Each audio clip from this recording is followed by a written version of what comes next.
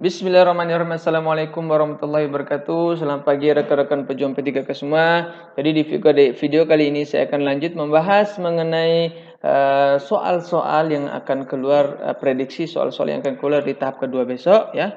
Jadi soal-soal ini saya ambil dari soal-soal yang keluar di tahap 1 kemarin. Oke, kita lanjut membahas soal nomor 58 sudah, 59 sudah. Oke, kita masuk soal nomor 60. Jadi teman-teman sebelum menyimak video ini, jadi teman-teman silakan menyiapkan alat tulisnya, silakan sambil mencatat ya, sambil menyimak. Kemudian jika ada materi-materi yang masih kurang di video yang saya jelaskan ini, silakan teman-teman bisa cari di internet ya lebih lengkapnya. Karena saya ini keterbatasan waktu dalam menulis ya atau mencari referensi-referensi yang berkaitan dengan materi yang ada ini. Oke, kita lanjut. Yang ditanyakan kemarin mengenai salah satu tokoh tari nasional. Di sini kemarin kalau nggak salah keluar ini Retno Maruti ini, siapa tahu tahap kedua besok yang ditanyakan yang A ini atau yang B atau yang F ya. Jadi silakan teman-teman mencatatnya. Oke, tokoh tari nasional itu dibagi menjadi, saya searching di internet itu ada 6 ya. Itu yang pertama, Bagong Kusudiarjo ya, itu penari Jawa klasik ya. Kemudian yang kedua yaitu Sesmita Mardawa, itu sebagai empu dalam tari klasik Jogja. Nah, ini. Kemudian yang ketiga itu Sujana Arja, itu maestro sebuah tari topeng ya. Kemudian yang keempat yaitu Retno Maruti, yaitu maestro tari Jawa klasik gaya Surakarta. Kemudian yang kelima Sardono Kusumo, yaitu beliau ini merupakan seniman tari kontemporer ya dan tari kancah internasional. Kemudian yang terakhir yaitu Niketut Arini. Beliau ini merupakan maestro tari Bali, menghidupkan tari lenggong klasik. Jadi keenam ini merupakan tokoh tari nasional. Jadi yang keluar di tahap 1 kemarin ya. Jadi jangan sampai teman-teman ketinggalan untuk mencatatnya ya. Dan saya yakin untuk tahap kedua besok pasti ditanyakan lagi mengenai tokoh tari nasional ini. Oke, kita lanjut. Nomor 61. Ini mengenai seni teater. Unsur utama dari seni teater itu yang pertama naskah atau lakon. Kemudian aktor atau pemain. Kemudian yang keempat yaitu sutradara.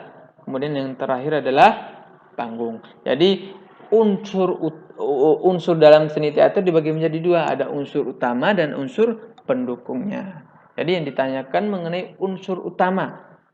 Misalnya A naskah, kemudian B staff manajernya atau tata riasnya atau staf produksinya. Jadi teman-teman bisa membedakan mana unsur utama dengan mana unsur pendukung dalam seni teater ya. Jadi saya di sini tampilkan sudah unsur utama dari seni teater itu ada naskah atau lakon ya, kemudian aktor, sutradara dan panggung atau dekorasi panggung maksudnya. Sedangkan unsur pendukungnya yaitu ada staf produksi, ya stage manager, desainer atau tata rias, yaitu tata busana, tata musik dan sebagainya. Itu merupakan unsur-unsur pendukung dalam seni teater. Kita lanjut. Kalau nggak salah kemarin ditanya juga mengenai bahasa Yunani. Apa tuh bahasa Yunani dari bahasa Yunani drama? Jadi teman-teman jangan sampai ini sangat sepele sekali ya. Nah, jangan menganggap sepele maksudnya. Jangan menganggap sepele ya pertanyaan-pertanyaan yang gampang kayak gini. Kadang kita kebalik antar hurufnya. Jadi bahasa Yunani drama yaitu Dramai. Jadi silakan teman-teman ingat ini ya. Siapa tahu nanti di pilihan itu sama tapi membedakan menukarkan posisi hurufnya. Jadi itu membuat pengecoh semua.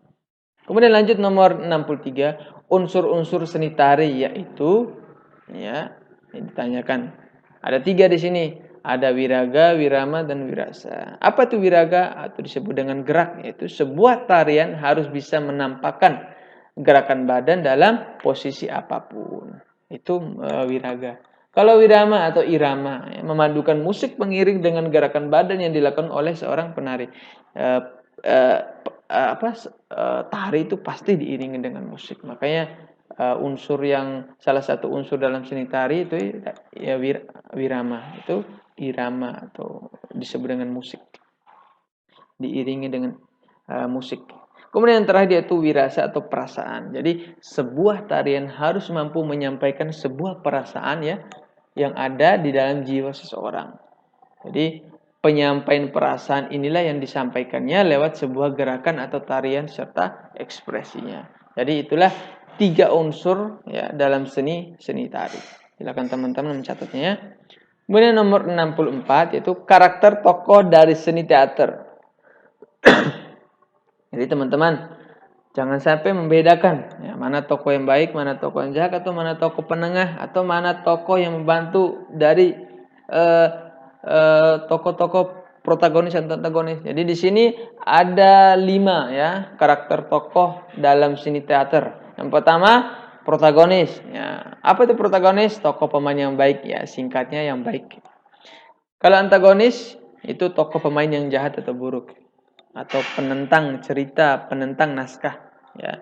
Sedangkan protagonis itu yang mendukung naskah ya. Kemudian yang ketiga ada tritagonis, tokoh pihak pendamai atau penengah. Jadi tritagonis ini bisa masuk di bagian protagonis juga, bisa masuk di bagian antagonis juga ya, tergantung situasi. Kemudian yang keempat yaitu deuteragonis. Apa itu deuteragonis? Yaitu tokoh pemain yang berada di pihak protagonis. Kemudian terakhir adalah foil, yaitu peran yang tidak secara langsung terlibat tetapi diperlukan untuk menyelesaikan masalah. Oke, itulah karakter dari tokoh seni teater. Oke, kita lanjut.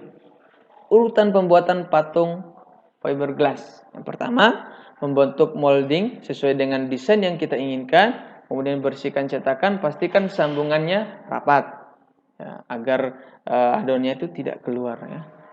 Kemudian yang kedua itu membuat adonan resin dengan bahan isian dengan katalis sesuai dengan takaran. Kemudian yang ketiga tuangkan adonan ke dalam cetakan. Kemudian yang keempat supaya patung menjadi kuat gunakan serat kaca sebagai tulang. Nah di sini poin paling pentingnya itu nomor 4. Supaya patung menjadi kuat jadi gunakan serat kaca atau fiberglass tadi sebagai tulang. Kemudian keluarkan patung yang sudah mengeras dari cetakan.